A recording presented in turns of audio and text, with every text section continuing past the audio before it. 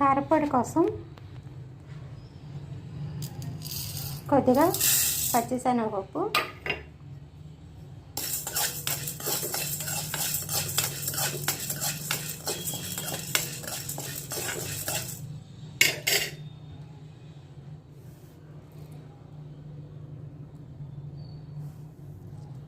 కొద్దిగా మిరియాలు,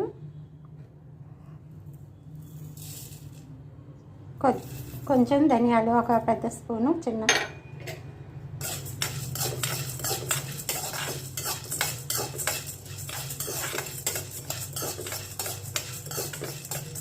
ఇవి దోరగా వేయించుకోవాలి.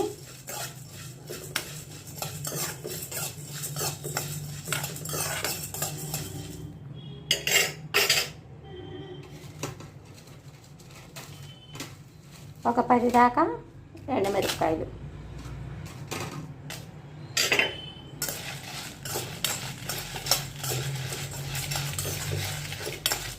ఇవన్నీ దోరగా వేయించుకోవాలి.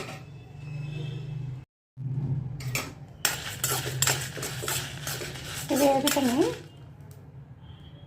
అది లైట్ కలర్కి అట్లా కనబడుతున్నాయి, వేగినాయి.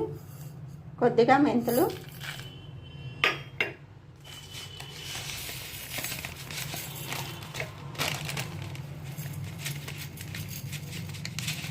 ఇది అన్నంలో కానీ ఇడ్లీకి కూడా బాగుంటుంది, ఇది వేసుకొని తింటే.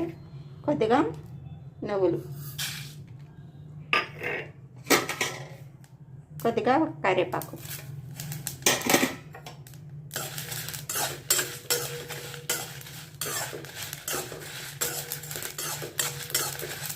లాస్ట్న వేసుకోవాలి, లేకపోతే అవి చిటపట అని చెప్పి.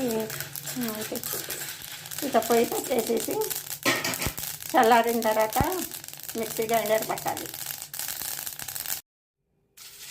ఇవి చల్లారిపోయినాయి కదా, మిక్సీ జార్లో వేసి మిక్సీ పడదాం. ఇవన్నీ వేసేసి కొంచెం మిక్సీ పడితే బాగుంటుంది. ఇవి ఇడ్లీల్లో తినొచ్చు, రైస్లో కూడా తినొచ్చు.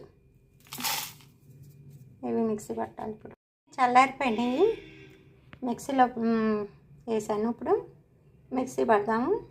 ఇప్పుడే ఉప్పు వేస్తే చుట్టుకుపోయిద్ది. ఇవి కొంచెం గ్రైండర్ అయినాక తగినంత సాల్ట్ వేసి తీసేయాలి.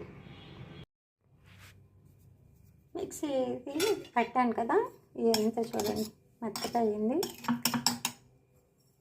ఇదంతా కొద్దిగా వేడి తగ్గిన తర్వాత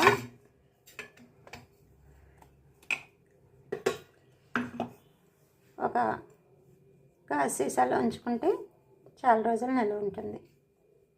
చాలా కమ్మగా వాసన వస్తుంది, కమ్మగా. ఇది ఇడ్లీలోకి బాగుంటుంది, రైస్లోకి కూడా బాగుంటుంది. మీరు కూడా తయారు చేసుకొని ఎలా వచ్చిందో కామెంట్ రూపంలో తెలపండి. కారపొడి